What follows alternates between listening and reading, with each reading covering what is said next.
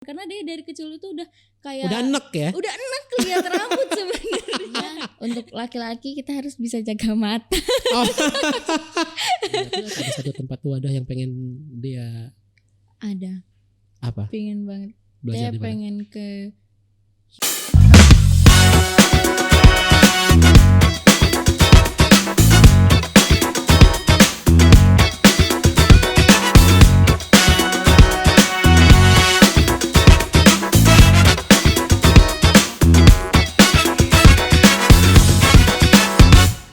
Halo para sahabat Sasai di seluruh Indonesia. Nggak nyangka sih sebetulnya ternyata ada anak generasi Gen Z itu tertarik sama dunia hairdresser atau barber. Dan ini cewek pula gitu kan. Oke, gue langsung kenalin tamu gue hari ini, namanya Dea. Halo Dea, apa kabar Dea? halo, baik. Kakak apa kabar? Baik Dea. Aduh Dea, ini Dea anak Gen Z banget. Iya. Iya. Iya. Oke, boleh nggak kenalin namanya Dea? Namanya itu komplitnya apa? Terus sebenarnya Dea tuh aslinya dari mana? Oh. Nah, untuk nama dia itu Dea Vanessa. Nah, dia berasal dari Kota Medan, Sumatera Utara. Oke, dari Sumatera Utara. Iya. Tapi masa kecil Dea itu sebetulnya dulu emang dari kecil tinggal di Sumatera Utara atau tepatnya di mana sih di Sumatera Utaranya? Dia di Sumatera Utara, lahir besar di sana. Lahir besar di Sumatera Utara, berarti anak rantau dong. Benar. Terus kapan tinggal pertama kali menginjakkan tanah Jakarta nih, kota Jakarta nih? Setahun yang lalu bulan 8 tanggal 31 Agustus. Oh my god, berarti ini anak Jakarta, anak baru banget gitu kan. Anak baru banget tapi sudah berani ngacak-ngacak Jakarta ya. Ngacak-ngacak sosial media kita di para dunia hairdresser sama barber di Indonesia nih. Benar. Wow, salut banget. Terus dia dulu di Medan, di Medan. Oke. Itu dari mulai lahir sampai SMP, SMA, SMK. sampai SMK. Iya. Jadi lo SMK ngambil jurusan apa tuh dia? Jurusan kecantikan. Jurusan kecantikan. Iya benar. Emang kecantikan itu ada khusus untuk barber? Enggak barber sih, dia lebih ke salon. Tapi Oke. kan mama sama bapak dia tuh dua-duanya salon. Jadi bapak dulu lama di salon sama mama. Tapi setelah kita udah gede-gede, bapak udah di barber nih. Gitu. Oke. Masih ada nggak sih salonnya mama sama bapak? Salon mama sama bapak udah nggak ada sih. Udah nggak ada? Nggak ada. Udah nggak ada? Udah nggak ada. Kenapa? Tahu nggak Dea? Rahasia. Rahasia? Iya. Nggak seru. Baru mulai udah langsung rahasiaan ya. sorry. Oke. Jadi memang ternyata Dea itu punya histori ya. Punya histori kenapa jadi sekarang jadi barber. Benar. Gitu. Nah, cerita dari Medan, kota kecil. Oke, enggak kota kecil sih ya, kota besar, salah satu kota besarnya Indonesia. Tapi baru 1,5 tahun menjadi viral di TikTok maupun di Instagram. Salah satu menjadi anak barber Gen Z ya, yang menjadi ancaman para hairdresser dan barber milenial dan kolonial gitu ya. Nah, itu gimana ceritanya kok bisa dia masuk ke Jakarta? Di barber. Oh, awal mulai itu kan dia sekolah di kecantikan. Awalnya itu udah tamat sekolah pengennya kuliah. Tapi kalau misalnya kuliah bakalan pusing satu, terus masih ada adik kan 2 di bawah. Jadi ya deh kerja aja. Tapi kerja bingung nih mau kerja apa. Tapi bapak kan di situ kerjanya barber. Nah, udah barber dia bilang gini, "Ya udah jadi lady barber aja." Kan udah kemarin ada lady barber di Medan, tapi mereka tuh kurang terkenal gitu. Nah, jadi bapak karena circle-nya itu orang-orang Medan yang udah ke Jakarta gitu-gitu, dia bilang, "Ya udah, kenapa nggak coba? Nanti mana tahu kamu bisa ke Jakarta atau bisa lebih up gitu." Oke. Tapi debut karir pertama di barber itu di dunia hairdresser ini di salon dulu atau di barber sih? Di salon. Di salon. Salon mana? Kemarin itu dia kan kita PKL 3 bulan di salon bridal. Namanya salon and bridal. Oke. Namanya itu Devi Salon. Devi Salon di Medan. Ya, di Medan. Oke. Terus setelah itu dia PKL. Nah bahkan dia di situ nggak ada megang rambut Kak. Megangnya tuh kayak makeup, hijab gitu-gitu. Kalau rambutnya tuh jarang banget. Makanya kalau dibilang kan dia jurusannya kecantikan rambut. Ya. Salah jurusan nih, malah ke makeup, malah ke kecantikan kulit. Ya udah dijalanin aja, terus waktu udah tamat kita tetap tetap butuh yang namanya styling rambut. Di situ dia belum bisa sih, kayak sanggul dia kurang karena kan 3 bulan PKL-nya di tempat makeup tuh. Akhirnya dia datengin salon, ada namanya salah satu salon di Ramayana di Medan. Namanya tuh Salon Ramayana. Itu dia jago banget sanggulnya. Nah, dia di situ dari kenalan juga, dia di situ kerja. Nggak kerja sih, hitungannya kayak datang aja. Yang penting dia dapet ilmu gratis. Oh gitu. Intinya belajar langsung langsung makan sumen gitu ya.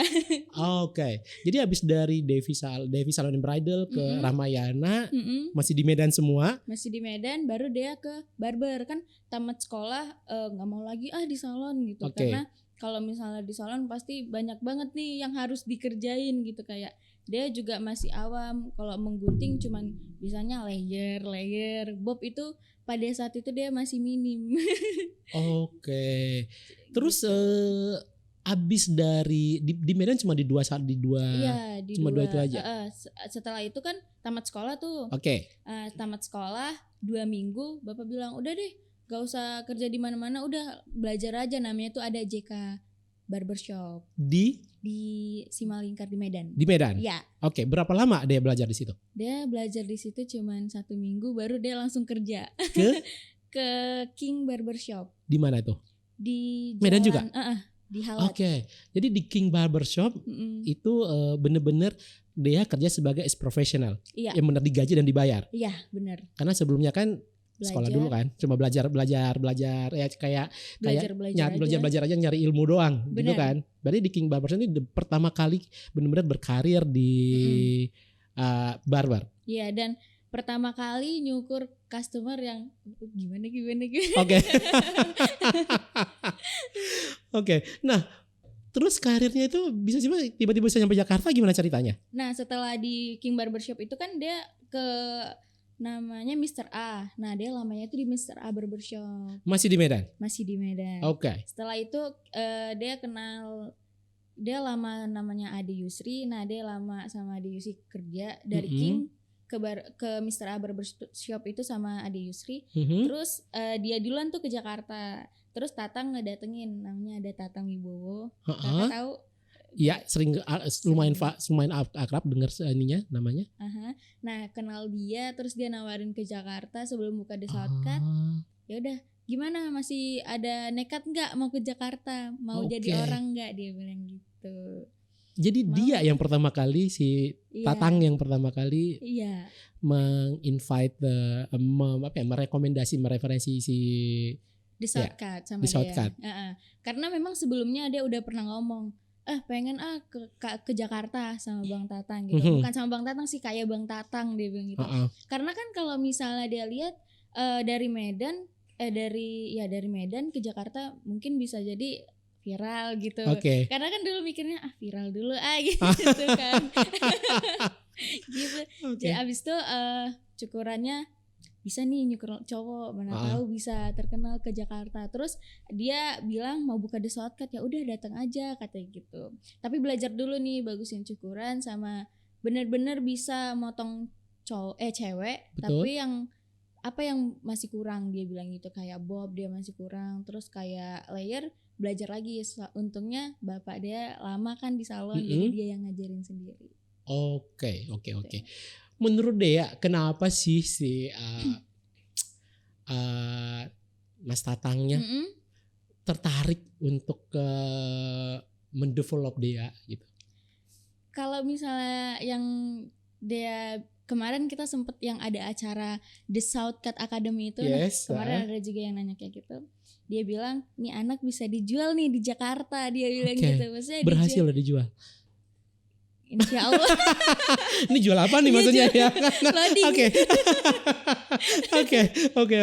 Terus pada saat abis itu dia bilang kayak gitu, dan akhirnya sejauh ini insya Allah bisa. Gitu. Jadi. Atau memang ada satu karakter yang mungkin menurut dia nilai apa sih, dia punya nilai jual gitu. Iya. Apa sih sebetulnya? Dia bisa nyukur cowok. Abis itu dia bisa ngomong kayak gini di depan kamera dengan relax. Oh gitu. Iya. Karena jarang sih ada orang yang se-relax ini gak sih? Oke. Tapi aku tuh agak pengen penasaran juga, emang umurnya berapa sih? Kelahiran tahun berapa sih? 2001. 2001? Iya, 2001. Jadi zilenial banget ya. Bener. Jadi sekarang umur dia 21 tahun. 21 tahun? Iya. Memang kenapa waktu dia disuruh masuk SMK itu emang dia sendiri yang mau, atau emang karena orang tua dulu kerjanya di salon sama berkecimpung di dunia kecantikan, terus akhirnya anaknya disuruh udah kesini aja deh gitu? Enggak. Enggak. Kenapa? Kemarin tuh kan dia sekolah di SMK 8 tuh. Di SMK Negeri 8. Oke. Nah, jadi itu ada jurusan yang namanya Tata Boga, Tata Busana, Tata Kecantikan, sama Perhotelan. Oke. Ada 4 tuh. Jadi kan kemarin kita datang kan dia didaftarin sama bapak tuh. Sama bapak, terus dia bilang, ini mau jurusan apa nih? Bahkan waktu udah lulus SMP mereka bingung. Ini anak sekolahnya mau apa? SMA gak mau, SMK gak mau. Awalnya dia juga gak mau lagi salon, karena dia dari kecil itu udah kayak udah enek ya? Udah enek lihat rambut sebenarnya. Oke, terus? Karena kan mama punya salon dulu, kayak pulang sekolah, jangan kemana-mana, ke salon aja liatin ada. Ya udah kan, jadi kalau misalnya yang dilihat rambut, cara nge-styling, cara potong, gitu-gitu kayak udah enak. Abis itu kalau misalnya mama rame, jadi dia bantu ngeringin gitu. Oke, dengan muka cemberut gitu ngeringin. Iya, ngeringin. Gitu kan kayak udah enak dari kecil udah lihat rambut lagi. Terus kemarin kita ke SMK 8 ngelihat jurusannya banyak, terus dia bingung juga kan kalau misalnya masak nanti bau. Kalau masak kamu cewek bukan sih? terus baru habis itu kalau misalnya jahit-jahit dia belum punya basic. Ya udah mama banget kalau jahit-jahit ya. Iya bener. Baru awalnya bapak maksain udah boga aja, Tata Boga maksudnya. Udah boga aja, udah ngantri nih ke tempat boga. Terus tiba-tiba dia berubah pikiran kan, enggak apa nanti bau, enggak mau deh. Dia bilang gitu. Akhirnya kita pindah, jadi ini maunya apa kata bapak gitu kan. Udah deh salon lagi. Bapak kayak langsung lemes, kenapa enggak dibilang dari tadi dia. Kayak kesel kan, udah ngantri setengah jalan. Dia tiba-tiba anak ini berubah pikiran pengen ke salon lagi, dan pada akhirnya salon lagi. Oke, berarti memang sempat galau ya. Sempat nggak tahu sebenarnya mau ngapain. Bener. Bahkan kemarin itu pengennya dia nggak sekolah. Tapi kan kalau misalnya putusnya cuma di SMP, kayak mau ngapain gitu. Iya, gak ada mau ngapain kamu udah di SMP. Makanya.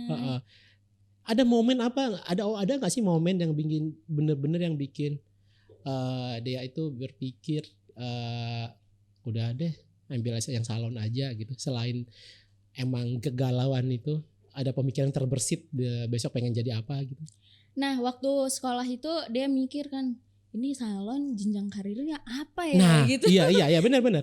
Kayak mikir di sekolah tuh kayak udah mau beberapa bulan tamat, dia kayak ini abisnya aku ngapain gitu. Karena kan salon pasti karena pemikiran dia dulu masih primitif kan, nggak tahu apa-apa. Pasti kalau misalnya nggak kerja sama orang, buka sendiri. Betul. Nah pada saat itu kan buka sendiri, kemungkinan yang kecil untuk kita mengumpuli modal anak sekolah, dan orang tua juga nggak mungkin lah gitu kan. Jadi kayak apa ini yang mau dikerjain setelah ini gitu kan. Akhirnya PKL ke tempat Devi Salon itu, ke Ramayana itu, terus nanya lagi sama bapak ini mau ngapain, dia bilang gitu. Dan akhirnya ya udah barber aja, mana tahu nanti dari barber itu kamu banyak rezekinya, dia bilang gitu. Terus kamu bisa jadi yang terkenal, dia bilang gitu. Dan come true ya. Alhamdulillah ya. Oke. Sebenarnya kalau di The Shortcut itu dia ini sebagai profesional ya. Iya. Masih sebagai profesional. Iya.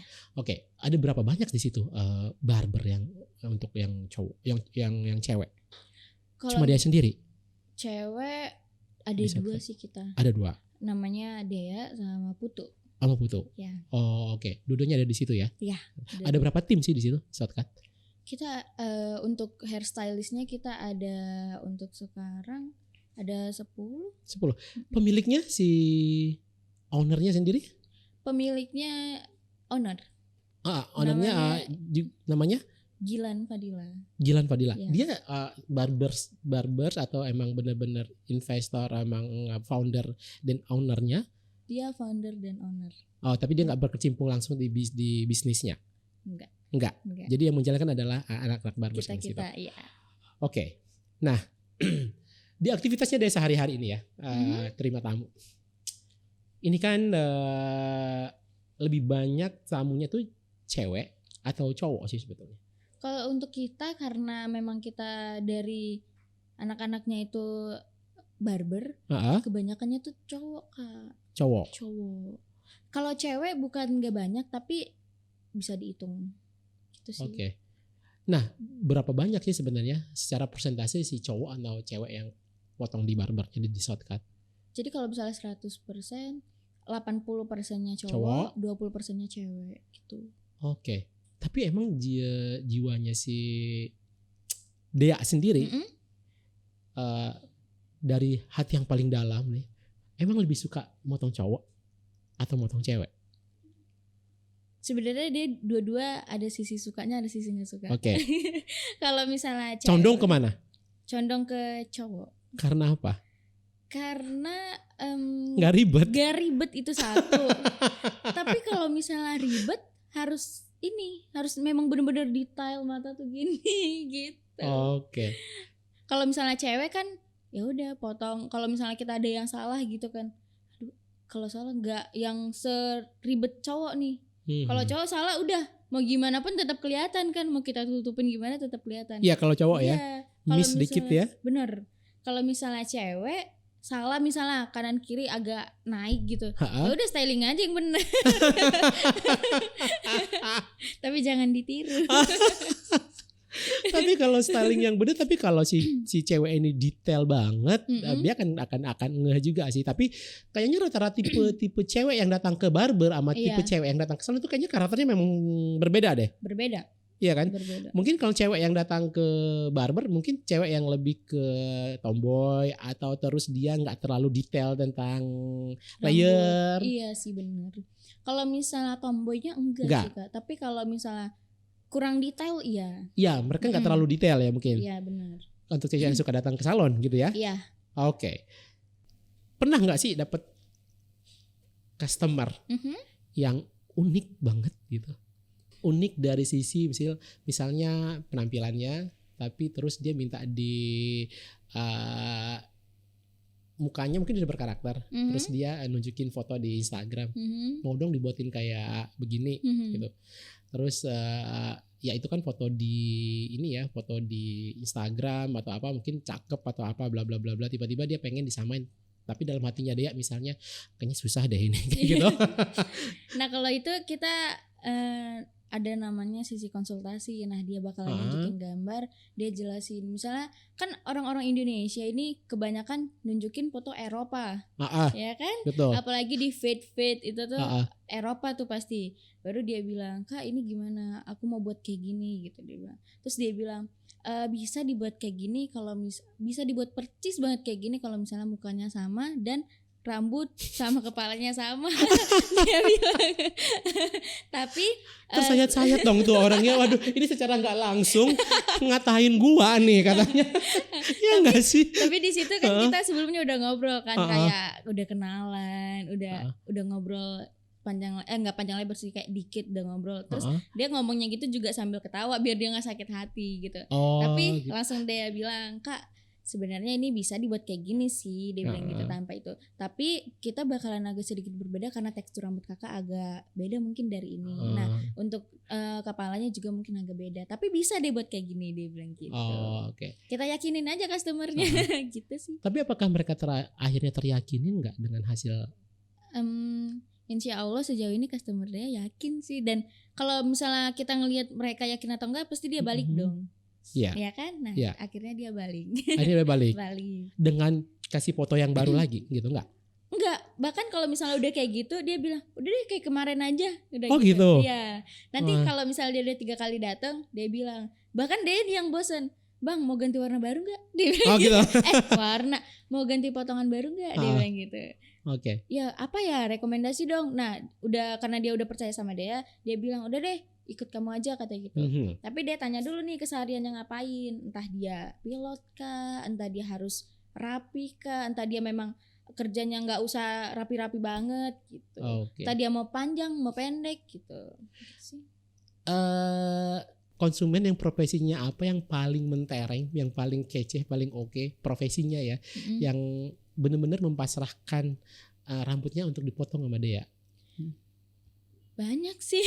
Yang paling oke, maksudnya aktor atau atau Jokowi juga pernah dipotong sama si Dea mungkin. On the way. Ayo Pak Jokowi. Iya. Atau si pilot atau apa gitu yang pernah profesinya. Ada sih dia potong. Karena untuk sejauh ini dia paling takut yang namanya nanya ke profesi mereka. Oh gitu. Ya dia kayak sensitif aja gitu. Nah apalagi dia customer baru tuh. Dia taunya dia pilot karena seragam. Oh gitu. Sih. Ya. Dia nggak tahu ya, menurut dia kayak kurang sopan gitu sih. Dan dia nggak tahu cara ngomongnya gimana. Takutnya kan ada orang yang kayak apa sih mau cukur kok ditanya-tanya kerjaan kan ada gitu. Oke. Siapa yang mengajarin dia kayak gitu? Sejauh ini untuk satu rasa nggak enak, terus satu lagi dia sering konsultasi. Oke.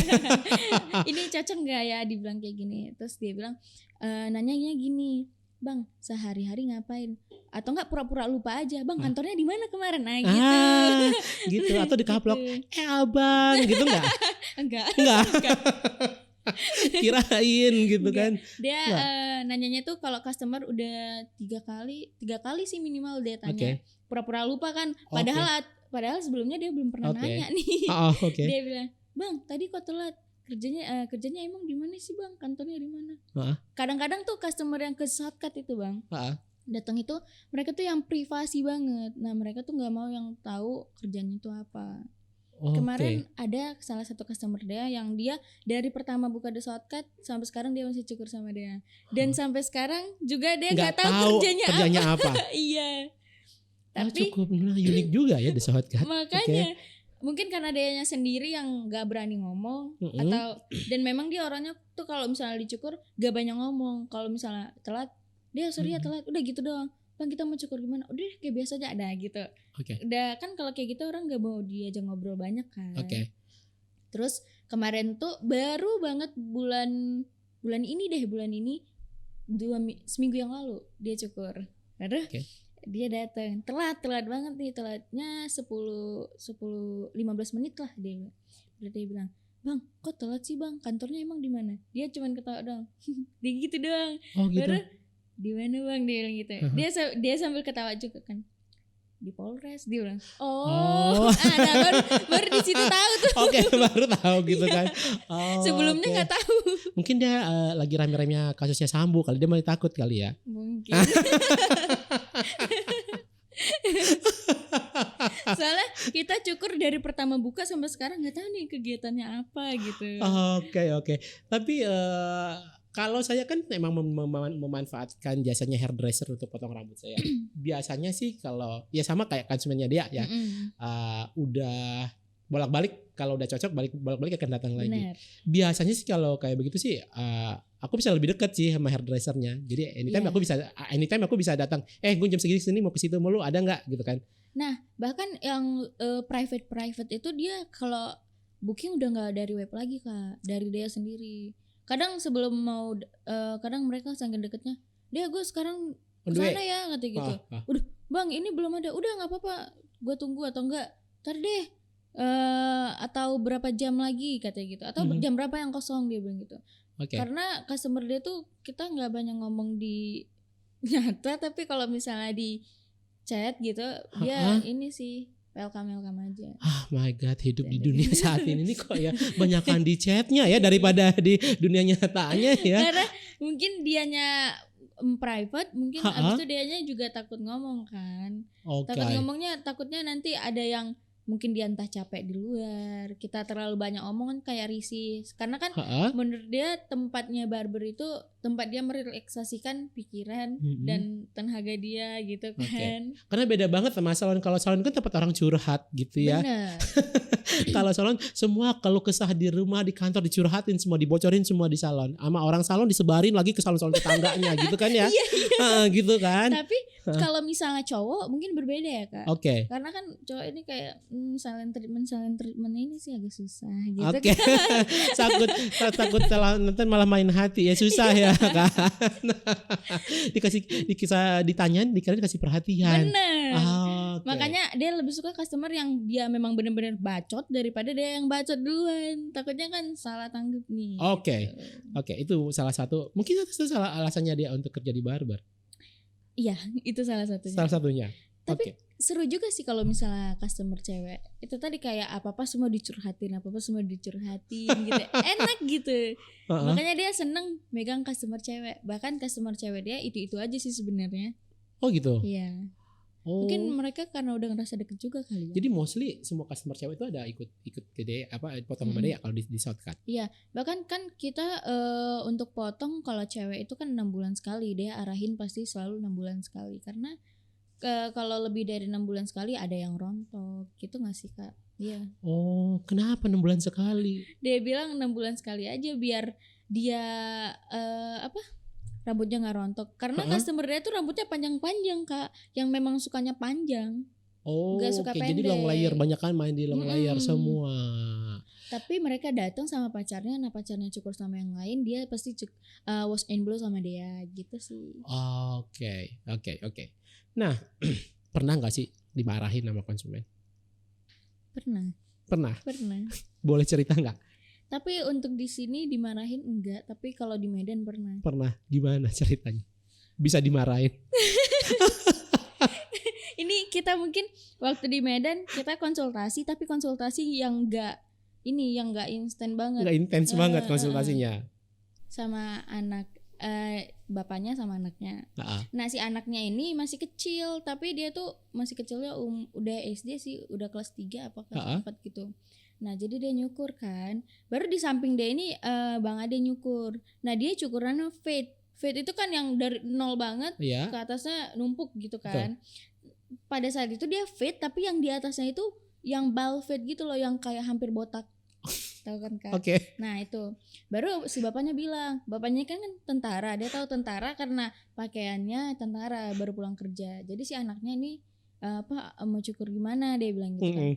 Udah kayak ini samping aja katanya gitu. Wah Pak beneran kayak gini, padahal rambut anaknya itu bagus, kayak bagus aja gitu. Baru kayak di samping, Pak ini serius, dia bilang gitu. Iya serius katanya gitu. Kalau ini dia terlalu pendek loh Pak, dia bilang gitu. Ya udah nggak apa-apa, mungkin 4 atau 5 deh katanya gitu. 4 atau 5 sepatu clipper itu. Beneran Pak, dia bilang gitu. Iya beneran katanya gitu. Ya udah. Relax dong dia ngapainnya kan, udah konsultasi, udah 3 kali dia tanyain, terus dia datengin lagi Bang Ade ini beneran kayak gini Pak? Iya beneran kayak gitu, untuk di bagian bawahnya mungkin nggak usah terlalu setipis itu katanya gitu. Baru dia dari guard nomor 6 dulu nih, yang paling ini kan, yang paling besar nomor 6, nggak paling besar sih, nomor 6 aja. Baru udah nomor 6 anaknya udah nahan air mata, dia kayak mungkin dia kira karena bapaknya ke depan sebentar kan, kayak aduh ya udah dia kerja aja santai. Kenapa, dia bilang, dia diem aja. Baru dia lanjut aja kerja. Terus akhirnya datang bapaknya santai, masih duduk lagi kan, tapi anaknya udah nangis. Dia gini, kenapa? Dia bilang gitu, aku nggak mau potong rambut kayak gini. Katanya kayak gitu. Kan udah rambut udah botak, mau diapain coba? Dia kan gak tahu jadinya. Terus dia bilang, Pak kan bapak bilang tadi potongnya kayak di samping, gak salah dia dong. Di situ kan gak salah dia sepenuhnya, karena di situ posisi kita rame dan dia datengin Bang Ade tadi, beneran kayak gini enggak, dia bilang gitu. Terus dia bilang, iya beneran, mungkin bapaknya pengen anaknya itu rapi, tapi anaknya gak pengen. Ya kan berarti itu kan antara bapak dan anak miskom, jadi kenanya ke dia gitu kan. Baru dia bilang, Gak mau lagi aku pangkas sama kau, kan namanya pangkas. Ah. Gak mau lagi aku pangkas sama kau. Aku mau ulang tahun ini. dia mau ulang tahun minggu itu. Oke. Terus ya udah gimana? Dia minta maaf dong. Minta maaf. Karena mungkin kita di sini miskom, tapi sebenarnya dia udah kasih tunjuk ini beneran kayak gini atau enggak, dan bapak ngelihat sendiri nggak dari handphone. Kalau dari handphone mungkin kita bisa miskom, ini kayak mana nih jadinya kok kayak gini, kan saya mintanya kayak gini, tapi ini bapak langsung lihat orangnya, dia bilang gitu. Dan dia udah jelasin juga ini dia jatuhnya botak tapi masih ada rambutnya dikit gitu. Dan dia marah-marah karena anaknya nggak nangis berhenti, dan pada akhirnya dia pergi. Udah. Nggak bayar? Enggak lah, nggak usah bayar udah kayak gitu. Jadi bapaknya ikutan marah? Marah. Jadi tapi Oke. untuk itu dia datang lagi sih. Datang lagi? Karena memang bapaknya itu pengen anaknya rapi, anaknya nggak mau, itu sih. Oke. Mungkin dia pengen anaknya pengen kayak bapaknya juga. Iya. Baik. Seru juga ya dia diomelin sama. Bener. Itu udah paling parah. Itu paling parah. Karena kita di situ laga argumen kan. Dia membenarkan diri dia, dan yang memang banyak saksi, dan dia juga membenarkan dirinya dan anaknya gimana caranya diem gitu. Oke. Oke. Sebenarnya orang ada nggak sih public figure yang pernah dia potong? Public figure dia pernah potong Ranti, Ardian Ranti. Ardina Rasti. Iya. Oh, Ardina Mirasti. Iya, yang main apa sih dulu yang cewek-cewek 4 nakal-nakal itu. Virgin ya? Virgin. Iya, Yes, bener. yang main Virgin. Selain itu ada? Pernah, cowok Tengku Teji pernah sih. Tengku Teji. Oh, oke, Tengku Yang Teji. dari Medan. Waktu di Medan itu? Enggak, Waktu di sini? Jakarta. Itu kan kita buat konten, kan dia juga bacot sama-sama. Dia bacot dan dia baru pertama kali ke Jakarta, bingung, takut gitu. Padahal sama-sama orang Medan, tapi sekarang udah enggak lagi sih. Masih sering sama Tengku Teji enggak. Oke. Kalau ngelihat stylenya dia nih, kalau ngelihat stylenya dia kan lucu sama unik banget gitu ya. Benar. Nah, itu apakah salah satu dari personal brandingnya dia? Iya sih mungkin, karena dia suka yang ngomongnya gini nih, kayak lucu-lucu gitu, lucu-lucu jijik gitu. Kayak gimana ya, lucu-lucu jijik gitu ya? Apa sambil muntah? Apa gimana gitu? Iya. Itu sih abis itu memang suka style gini aja gitu. Oke. Kan dia kan pernah, kalau aku perhatiin di feed di Instagram atau di TikTok itu kan di kriwel diwarna-warni gitu kan. Nah itu dia emang itu rambut asli keriting atau emang dikeriting, di tekstur gitu rambutnya? Rambut asli. Ya. Terus apakah dia confidence dengan rambut keritingnya? Dulu waktu di Medan dia malu banget punya rambut keriting. Oke. Karena mungkin standar orang cantik di Indonesia itu rambutnya lurus. Betul. Setelah itu dia lahir dengan rambut yang keriting. Pada saat itu menurut dia beban. Oke. Karena setiap keluar rumah harus dicatok. Betul. Untungnya orang tua saya punya babyliss yang bagus. Oke. Oke. Jadi setiap keluar rumah catok. Dan pada akhirnya waktu mau ke Jakarta dia scroll rambut keriting. Kalau di Jakarta itu kan tempatnya semua manusia ya gitu. Dan mereka nggak mungkin julid nih, gitu kan pasti. Terus itu dia kayak ya udah stylenya udah deh keriting aja, capek juga kalau misalnya setiap hari catok gitu. Dan pada akhirnya dia ke Jakarta dengan rambut yang keriting dan diterima sama masyarakat, dia seneng. Oke. Tapi kan dia sini kan sering gonta-ganti gitu kan, gonta-ganti style gitu. Emang itu berdasarkan mood-moodannya si Dea aja, moodnya aja, atau emang punya satu reference gitu? Kalau misalnya dia kadang mood, tapi kadang juga kalau misalnya mau pergi kerja gitu kan, dia selalu ngelihat Pinterest, itu dia selalu lihat gaya-gaya vintage gitu sih. Vintage gitu. Dipaduin sama baju yang apa adanya. Oh gitu. Iya. Tapi kan ada yang kayak pakai sarung, pakai kain gitu-gitu. Ada. Ah, ah. Itu kemarin itu beli karena kemarin kita ada acara batik nasional. Oke. Nah jadi daripada nggak kepake, anak kos juga kan, ya udah dipakai aja. Gitu Oke. sih. Jadi sebetulnya mau tampil chic gitu nggak perlu harus yang belanja mahal-mahal gitu ya. Bener. Apalagi di zaman sekarang itu kan Ha-ha. udah banyak media-media yang tentang outfit dan segala macamnya gitu kan. Ya udah tinggal lihat, terus kita nggak perlu yang sama banget sih. Bahkan kalau misalnya sama banget itu terlalu biasa menurut dia. Jadi kita bisa meniru tapi jangan ciplak banget gitu. Oke. Terus sih kayak ngelihat Pinterest gitu. Yaudah apa yang ada aja, yang penting kita pede, udah itu sih. Oke. Sebenarnya percaya diri itu dulu yang pertama. Saya diri yang pertama ya. Iya, Tapi itu yang dari awal udah punya ya. punya. Makanya nekat datang ke Jakarta. Bener. Oke. Terus kalau style gitu, emang dia mengeksplor diri dia sendiri gitu. Dengerin nggak sih omongan orang? Lu aneh lu kayak gitu. Kadang-kadang sering insecure juga kalau misalnya dibilang kayak gitu. Tapi dia selalu tanamin, lu kalau misalnya pakai kayak gitu, kayak dia belum tentu bagus. Jadi ya udah pede aja. Gitu sih. Bodoh amat sih kalau dia. Kalau bisa dibilang Dea ini kan anak baru banget di dunia hairdresser ya. Barber atau di hairdresser. Banget. Baru banget anak Gen Z gitu ya. Iya. Terus saya juga rada aneh juga. Oh ternyata ada ya anak Gen Z itu tertarik ke dunia hairdresser. Kalau kita sih bersyukur ya.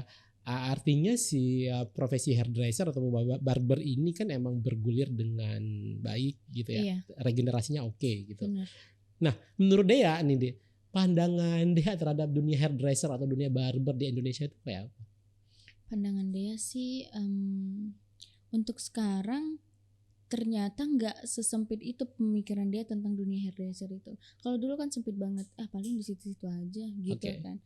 Dan untuk sekarang, kita udah punya Instagram, ternyata bisa besar loh. Ternyata ada jenjang karirnya gitu.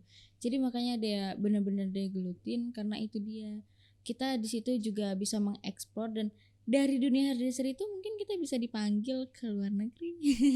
Mungkin atau enggak kita belajar gara-gara rambut gitu.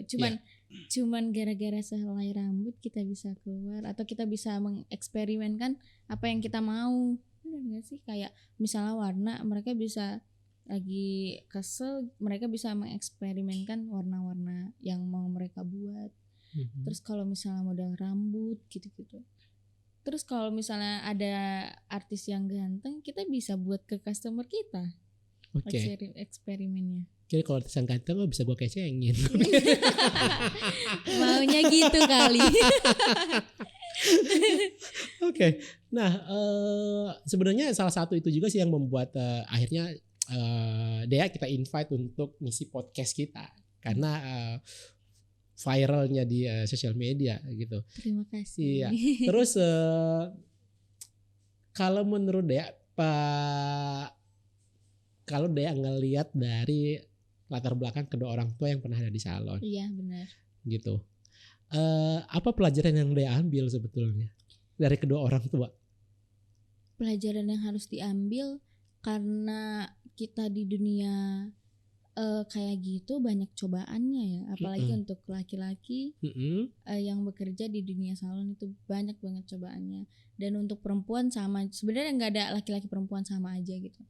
Dan untuk lainnya tuh kita harus pandai-pandai menabung karena untuk di dunia salon ini banyak banget cobaannya. Kayak lihat teman beli ini, pengen beli juga, tapi kan harus ada tabungan juga nih. Nah yang dia ambil dari orang tua itu sih, kayak kita harus pandai-pandai menabung. Terus lainnya untuk laki-laki kita harus bisa jaga mata. Itu sih yang dia takutin. Terus untuk perempuan juga gitu. Apalagi bapak dia dulu kerjanya di salon kan, lama di salon. Banyak banget lihat cewek-cewek cantik. Gimana ya perasaan mamaku? Jadi lebih ke situ ya. Iya, lebih ke situ. Akhirnya kebongkar juga ya kenapa akhirnya mama sama bapak akhirnya tidak melanjutkan bisnis salonnya dan dia teruskan dan diregenerasikan ke si Dea. Tadi kan kamu diceritain kan akhirnya kan cerita iya juga. Oke, kalau ngeliat hairdresser nih ya, hairdresser ke depan atau barber ke depan, dia itu pengen kayak gimana sih dunia hairdresser atau barber itu ke depan? Kalau dia sih untuk jenjang karir dia ke depannya, dia udah nggak mau megang customer lagi, tapi dia yang pengen ngajar. Oh, pengen ngajar? Pengen punya akademi. Pengen punya akademi? Ya. Tapi kan proses ke situ itu kan butuh waktu yang panjang deh. Bener. Nah, apa yang harus dia lakukan, persiapan apa yang dia sudah mulai lakukan lah? Belajar sih mungkin, untuk belajar gimana. Tapi kalau dia kan gak mau yang ngambil cewek. Kalau misalnya cewek itu terlalu ribet menurut dia. Untuk belajarnya terlalu banyak banget yang harus dipelajarin. Kalau untuk cowok sama-sama banyak, tapi gak sebanyak cewek. Kalau cewek stylingnya apa segala macam itu banyak banget. Dan dia harus melewati orang-orang salon yang banyak banget. Itu sih kalau misalnya cowok itu gampang banget. Gak gampang juga, tapi enak udah karena dia udah lama di situ. Jadi untuk belajarnya dan membangun akademinya insya Allah bisa. Punya planning berapa lama dia? Planning mungkin umur dia 27, 28 udah punya akademi kali ya. Pengen punya akademi? Pingin. Di waktu 5 tahun.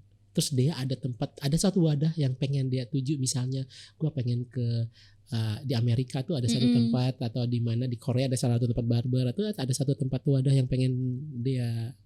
Ada. Apa? Pengen banget. Belajar dia pengen ke UK. Iya.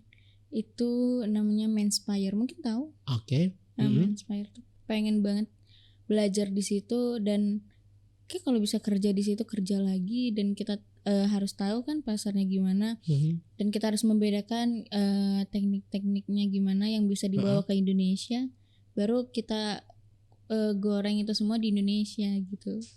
Oh, oke. Dan kita buka akademi. Oke. Maunya gitu ya. Kita lihat dia 5 sampai 7 tahun lagi ya, karena ini jejak digital itu kan tidak akan selalu ada. Jadi ya pada once umur 30, oh gue pernah punya mimpi ini waktu di interview waktu gitu, ngisi podcast di sini gitu lagi. Kan. Ya kan? Oh ternyata kesampaian nih misalnya, atau mungkin nanti wah ternyata belum dapet nih, gue harus belajar lagi bla bla bla bla bla gitu ya. Insya Allah bisa sih. Amin. Nah, kalau kita lihat nih ya, dia kan emang cukup ngetop banget di TikTok sama di Instagram, reelsnya segala macam. Followersnya udah berapa sih? Kalau di followers Instagram dia 29.000. Kalau misalnya di TikTok 189. Oke. Itu natural ya? Natural banget. Ya. Oke. Ingat nggak apa yang pertama kali bikin dia viral? Ingat. Kalau di TikTok dia voice over, terus kalau ditambah lagi kayak konsultasi. Oke. Konsultasi kayak, halo bang, kita mau cek gimana nih hari ini gitu. Terus kalau di TikTok tuh kayak, halo guys, kembali lagi nih sama Dea Vanessa. Nah, jadi guys sekarang tuh gini. Terus sama yang kayak oke. Jadi di voice overnya waktu itu ya? Iya, di voice over. Oke. Karena kita pernah ngajak podcast juga salah satu TikTok hairdresser juga sih. Emang dia voice over sama looknya juga emang digemarin sama anak-anak zaman sekarang gitu ya. Marco Nicola sih waktu itu kan. Ada Marco waktu itu. Nah, banyak nggak sih tamunya Dea itu datang dari sosial medianya Dea? Insya Allah banyak. Pada saat itu dari TikTok semua datang, dan pada akhirnya untuk sampai sekarang mereka juga cukur sama Dea. Oke. Sampai sekarang. Paling jauh konsumen dari mana? Ada yang dari Bekasi. Oh dari Bekasi. Ada. Dari luar kota ada nggak? Dari luar kota ada. Kok Bekasi jauh banget sih, persen deket deh. Dari luar kota ada, tapi dia cuma sekali doang datang. Itu pun karena penasaran doang. Oh karena penasaran Iya. doang. Oh oke, ada. Dari mana itu? Kemarin dia lupa lagi dari mana ya. Pokoknya dia bilang Pokoknya pakai pesawat aja deh ya. iya. Oke. Sekalian main sih katanya ke Sekalian main. Jakarta, iya. Oh tapi memang tujuannya adalah ke Dea. Iya, Oke. Wah mungkin dia pikir berat dari juga TikTok ya. gitu, iya. Mungkin untuk ngisi kontennya dia kali Dea. Enggak juga. Enggak juga, Enggak. orangnya orang ini kok orang rapi-rapi. Oke. Maksudnya orang rapi lagi. Oke. Sempat nggak sih kebayang kalau Dea itu akan sehits ini di sosial media? Sempat kebayang, tapi enggak ekspektasi sehits ini. Gitu. Iya. Terus perasaannya gimana gitu? Wah, dengan usia yang sangat masih muda ya, iya. masih muda banget gitu. Seneng banget. Terus masa-masa remajanya Dea nih, gitu, dengan kesibukan dan ketenaran di sosial media gitu, itu Hilang. gimana? Hilangnya gimana? Hilang karena hilangnya mungkin karena dia ke Jakarta. Terus teman-teman dia kan semua di sana. Nah mereka lagi nongkrong cerita-cerita asik, ketawa sini, baru kayak buat story apa segala macam dia nggak pernah hadir gitu sih. Kayak wah pengen nih nongkrong sama orang ini, tapi gimana, kerjaan kan, terus mau pulang juga orang tuh nanti bakalan kuliah lagi. Oke. Gitu sih. Tapi kalau di Jakarta gimana Dea bikin balance, bikin life balance lah? Untuk di Jakarta, Iya. menurut dia hidupnya sulit ya untuk kayak gitu. Karena satu dia pasti temennya itu dari customer. Oke. Atau teman barber gitu ya? Iya, untuk Oke. temen yang di luar itu enggak ada sih. Terus aktivitasnya selain di barber gitu, masak nggak mungkin kan karena nggak suka yang bau-bau. Iya sih, tapi dia aktivitasnya itu menyibukkan diri sendiri tuh di barber aja, makanya aktivitas dia sebenarnya monoton sih, kayak dari kos ke shortcut, udah gitu aja. Nanti kalau misalnya off juga paling kayak pengen deh sekali-sekali kayak ke salon juga, tapi ke salon tuh dia seringnya ngeliat ini gimana ya, sama nggak kayak aku gitu. Ngintip sih gitu. Tapi kalau untuk aktivitas nongkrong apa segala macam dia jarang sih Kak. Paling kalau nongkrong itu kalau diajak bos. Oh gitu. Iya. Kalau Kenapa? diajak bos aja. Bukan karena sering enak ditraktirin kan? Mungkin. Aku pikir lebih enak ditraktirin sebelumnya. Iya, enak ditraktir. Karena kalau untuk di Jakarta sendiri agak mahal ya. Untuk nongkrong kayak gitu. Jadi kan kalau si bos ini yang ngajak pasti dia yang mahal-mahal. Jadi kayak enak nih. Digratisin. Oke. Gitu. Enak kos banget ya. Gitu sih. Iya, tapi memang harus melewati fase itu sih. Iya. Iya, harus melewati fase itu supaya nanti enak ke depannya. Benar. Kalau langsung enak kan nggak seru, nggak ada ceritanya. Benar. Gitu. Nah, tapi Deha sendiri tadi umurnya sekitar 22 ya? 21. 21? Iya. Oke, sorry gue tambahin 1. Gak mau cepet tua. Punya temen gak sih? Temen yang lebih serius maksudnya? Ada. Sama di dunia yang sama gitu? Sama. Oh sudah yang sama? Ya. Jadi lebih ngerasa jagoan gak sih? Karena gara lebih viral gitu? Enggak sih. Enggak? Kenapa? Karena ya udah gitu. Karena menurut dia kalau misalnya kita kayak gitu gak tahu mau ngapain lagi. Karena kan udah ini kan, kita udah ngerasa udah viral nih. Udah males akan jadi menyepelekan sesuatu, jadi nggak mau. Kalau di atasnya viral apalagi sih sebetulnya? Itu makanya nggak tahu. Bingung kan? Iya, kalau udah viral di atasnya viral apalagi gitu. Nanti jadinya besar kepala kan? Mungkin besar kepala kali ya setelah di atasnya viral ya. Benar. Udah belum nyampe situ? Nggak mau sampai situ. Oh nggak mau sampai situ? Nggak mau sampai situ. Karena takut. Manusia kalau udah kayak gitu pasti lupa diri. Takut. Oke. Dea masih butuh belajar nggak sih sebetulnya? Masih. Apa sih sebenarnya yang pengen banget dipelajari sama Dea? Dia pengen banget belajar selain yang mau buka akademi itu pasti belajar yang tentang rambut apa segala macam. Dia pengen banget belajar yang namanya jadi presenter, kayak ngomong-ngomong gitu. Oke. Ya. Jadi host gitu. Iya, jadi host. Dia pengen banget belajar itu dan memang benar-benar kayak tahu nih gimana sih sebenarnya jadi host itu gitu. Dia gak tertarik dengan gimana cara bikin warna yang baik, terus treatment yang baik untuk di rambut, karena kan di salon atau di barber kan nanti kan tidak melulu tentang potong gitu. Benar. Kemarin dia udah sempat membuka diri untuk belajar color. Tapi menurut dia, waduh, ini color harus punya waktu yang banyak ini untuk belajar. Benar-benar kita harus ngedapetin warna si ashnya. Kita harus mencampurkan ini yang 6%, 3% itu kita harus benar-benar luar kepala. Sedangkan dia yang anak newbie banget itu gak sanggup mau belajar kayak gitu. Karena itu susah banget menurut dia. Susah. Tapi harus loh. Itu dia. Makanya lagi pelan-pelan mau memahami warna ini gimana sih sebenarnya gitu. Kayak bleaching. Habis itu yang lain-lainnya itu, habis itu banyak banget teknik sekarang kan. Betul. Ada balayage, cat yang biasa aja yang satu warna. Iya, monokrom ya. Habis itu yang pakai hair dryer itu apa sih kan namanya? Air touch ya. Ya itu. Ya. Air touch itu. Aduh. Tapi kalau lihat orang luar negeri itu keren banget sih. Kalau ngerjain kayak gitu kan. Bisa cantik, bagus, dan Mas Dey ngerjain itu juga bisa keren. Pengen sih kayak gitu, tapi insya Allah berjalan waktu dia pasti belajar. Oke. Tadi dia kepengen jadi host juga, gitu ya. Ya mumpung masih muda sih ya. Karena dia berpikir mumpung di Jakarta. Oke, mumpung di Jakarta. Emang mau kemana lagi?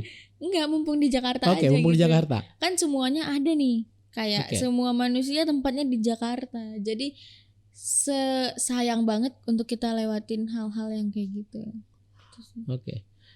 Ada nggak public figure yang pengen dari kecil dia itu ngefans dan pengen dia potongin rambutnya? Kemarin dia pengennya motongin Audi Marisa, tapi dia dapetnya suaminya. Oh gitu. Iya. Hampir.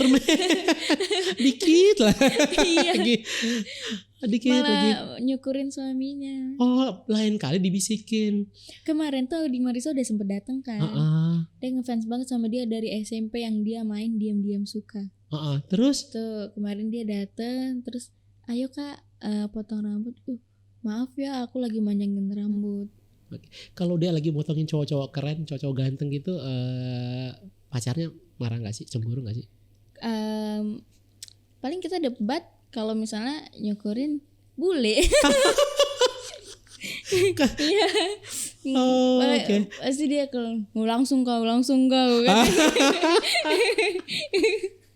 Insecure sama bule ya.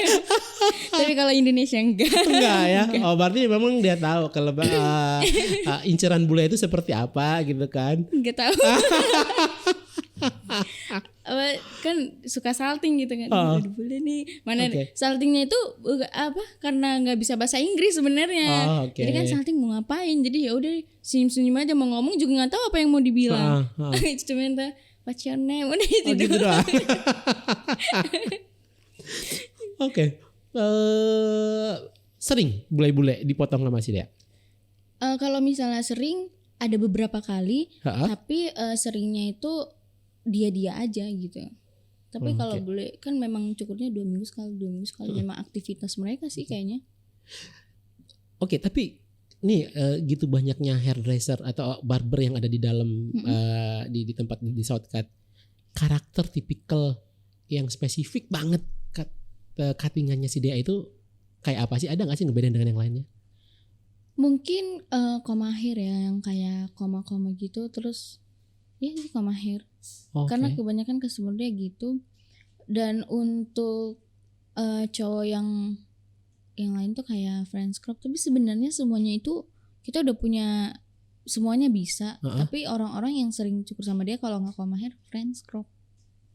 Kalau enggak yang potongan-potongan Korea lainnya kayak fringe, kayak two block gitu-gitu. Tapi yang paling banyak itu dia comb hair. Comb hair itu. Iya. Makanya dia sempat pusing kan kalau comb hair itu dia datang 2 bulan sekali. Iya. Belum waktunya cukur dia sepi dong. Iya kan? Oh iya. Kalau misalnya mereka datang semua, dia rame gitu. Oke. Tapi kalau di salon orang sering ngasih tips ya, Dea. Iya. Gimana kalau di barber? Sering juga. Sering. Pernah dapat tips yang bikin Dea tuh kaget gitu? Pernah. Berapa ya? Gak apa-apa. Kasih tau enggak? Enggak deh. Tapi ada customer dia yang mungkin kalau misalnya customer ada yang suka dilayanin atau enggak gitu kan. Nah kan kita punya lift tuh di The Shortcut. Kalau misalnya dia antar ke lift, dia pasti ngetips lagi. Oh gitu? Iya. Nyampe bawah tips lagi. Ya udah makanya kan sampai nyampe mobil deh kayaknya kalian. Jangan sampai rumah. Kalau sampai rumah nanti disahin ntar ya. Maunya sampai bawah, tapi udah deh sampai lift aja gitu. Kasian ntar uangnya nggak cukup gitu ya. Tapi kayaknya uangnya no limit. No limit ya. Oke. Kemarin di salah satu tamu kita kemarin ada sempat dapat tips hampir 1 juta. Iya sih pernah. Berapa kali? Beberapa kali dengan orang yang sama. Iya. Lu gak curiga? Gak curiga karena udah om kan. Ih, kan masih laki-laki ya. Walaupun om. Gak curiga. Mungkin dianggap jadi anaknya kali ya. Kayak anaknya gitu. Karena mungkin pembahasan kita juga nggak yang terlalu gimana-gimana, dan dia juga yang nggak gimana-gimana. Terus nggak ngeledekin, om nggak kurang nih, om begini-begini terus gitu. Kadang-kadang karena dia orangnya juga kayak bisa serius, bisa enggak gitu. Takut aja sih dia mau ngomong-ngomong yang kayak gitu. Tapi kalau bercanda-bercanda kita sering. Emang tipikal kerja di barber ya, emang nggak banyak. Mungkin bacotnya bener-bener. Kalau cowok lagi ngebacot ya. Beda kalau di salon gitu. Beda. Oke. Pengen punya salon nggak sih sebetulnya? Itu dia, pinginnya punya akademi. Oke. Untuk salonnya pingin, tapi lebih ke akademi. Kepinginan yang besar itu pingin akademi. Oke. Mungkin akademinya lebih ke cuttingnya ya? Iya. Oke.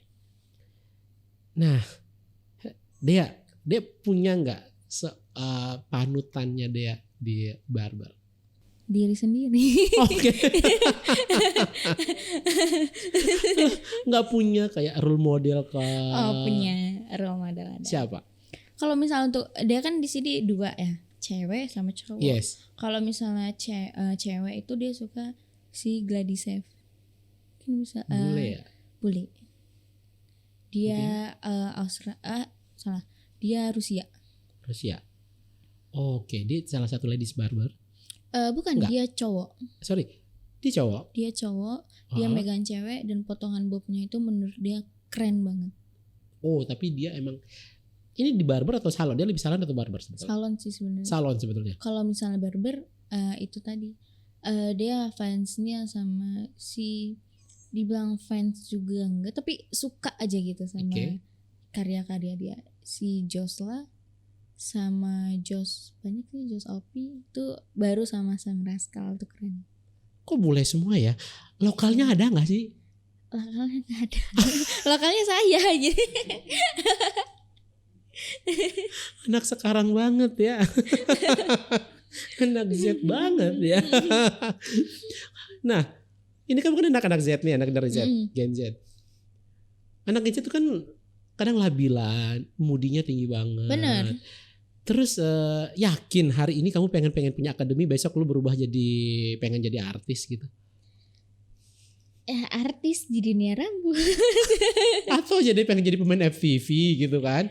Tiba-tiba. Wah, kalau rezekinya ke situ kenapa nggak digas gitu? Bener kan? Susahnya anak Gen Z itu. Jadi Karena pikirannya mumpung di Jakarta.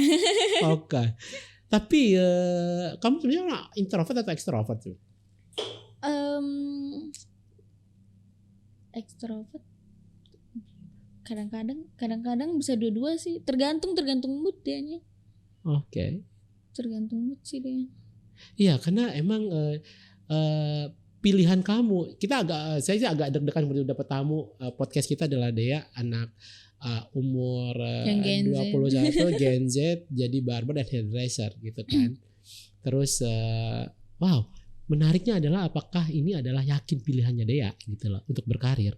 Kalau misalnya untuk akademi itu mungkin Dea yakin insya Allah jalannya mulus-mulus aja gitu. Ada nggak sih sebagai anak Gen Z yang buat Dea pengen kasih pesan dan kesan atau butuh advice dari seniornya Dea? Pesan dan kesan. Cobain aja semua hal yang ada di dunia ini menurut Dea. Apalagi yang membuat membuat diri kamu sendiri bahagia sih. Karena kita di zaman sekarang kita pengen ini, pengen itu, ya udah lakuin aja apa yang ada dulu nih. Nanti jalannya pasti bakalan ke situ. Jadi lakuinnya dengan benar-benar hati yang bahagia, yang tulus. Yang jangan ada yang bisa memberatkan diri kalian sendiri. Oke. Apakah Dea punya seorang barber Indonesia, Mbak, atau hairdresser Indonesia yang pengen lu kasih gua nasihat tuh, apa yang harus gua pelajarin, apa yang harus gua perbaikin, apa yang harus gue buat gue jadi lebih baik gitu, yang gue bisa belajar dari lu gitu. Kalau misalnya dia untuk sekarang mungkin pandangannya ke salon ya, karena kalau misalnya yang di barber itu kita udah sering jumpa, bahkan kayak yang di barber yang sekarang mungkin namanya lagi besar, kita udah sering jumpa juga, udah sering ngobrol. Tapi kalau misalnya salon, kemarin dia penasaran sama Bang yang dia di Irwantim, namanya Bang Denny. Nah itu dia penasaran sama dia, dan akhirnya kemarin dia penasaran juga sama Dea. Kita sama-sama penasaran, dan akhirnya dia nyukur ke The Shortcut. Ya udah, kita ngobrol, oh ternyata kayak gini ya, ternyata kayak gini gitu.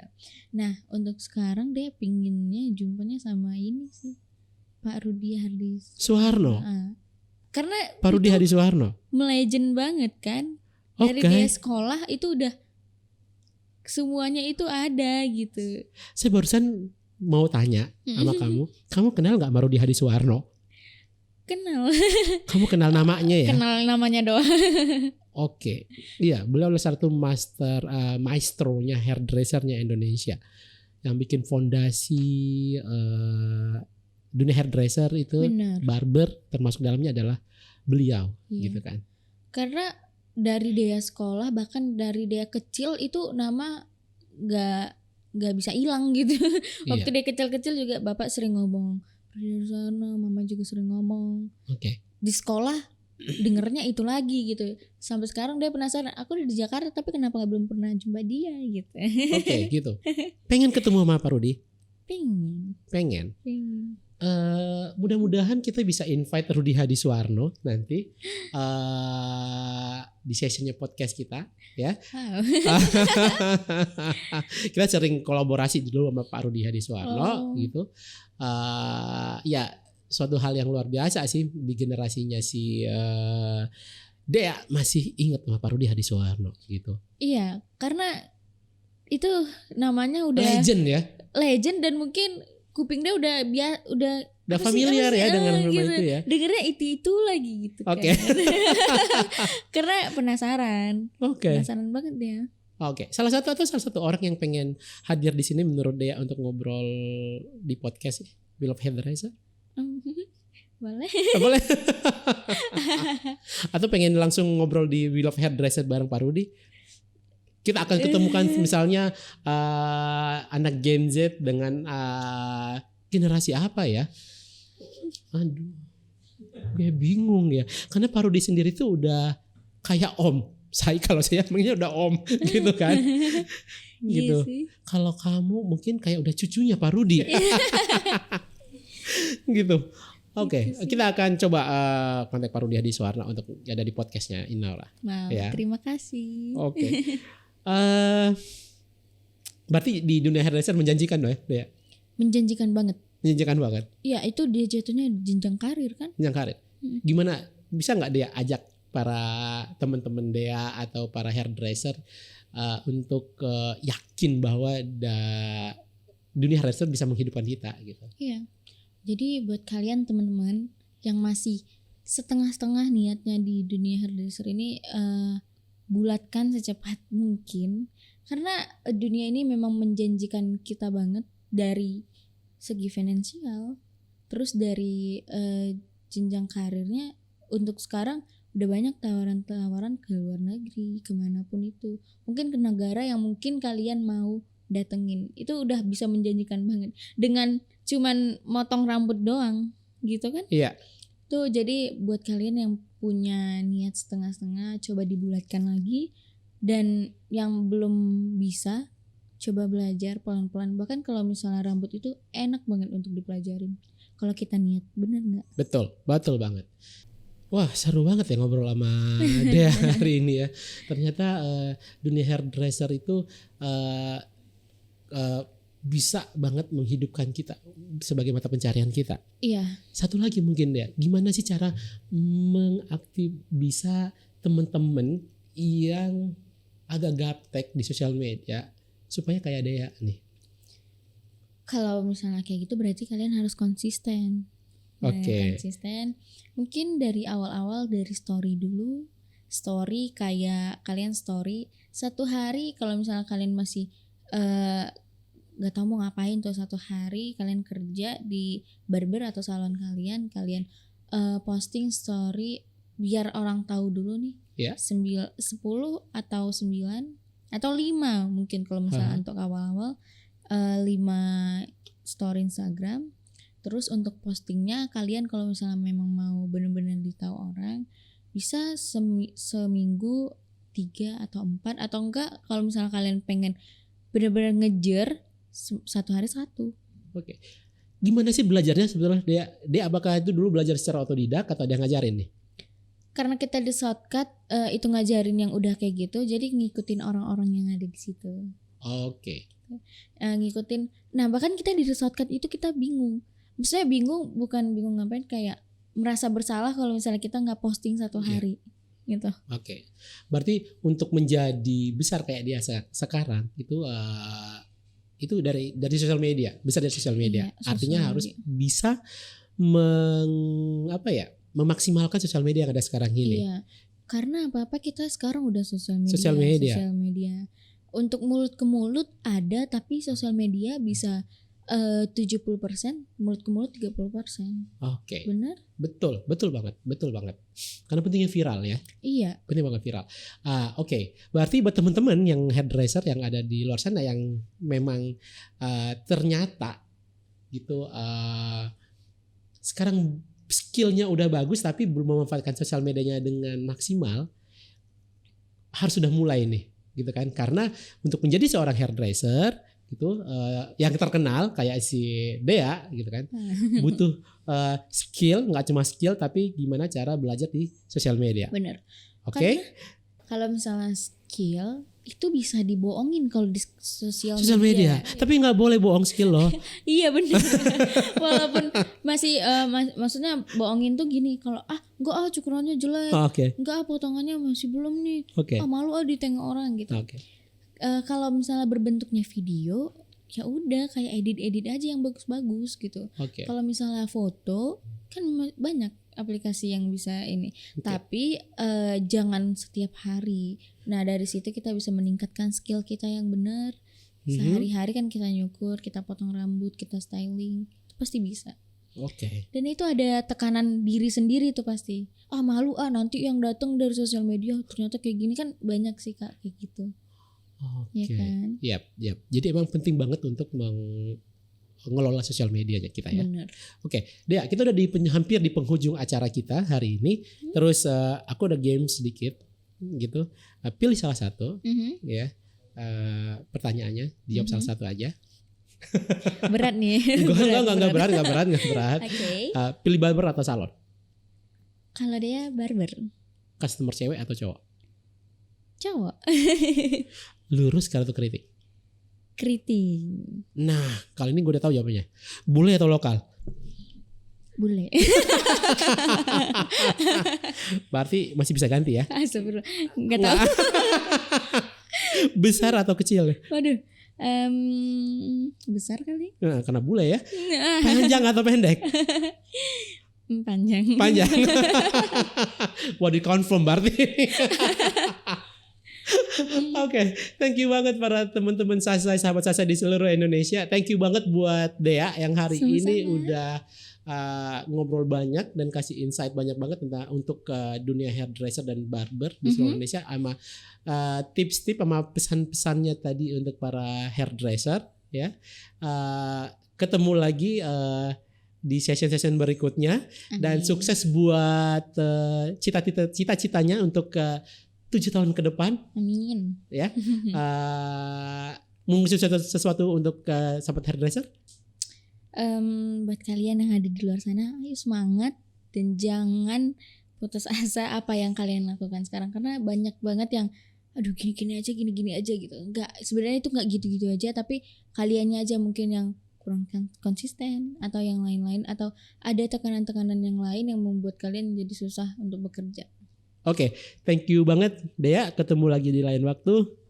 Terima kasih. Bye.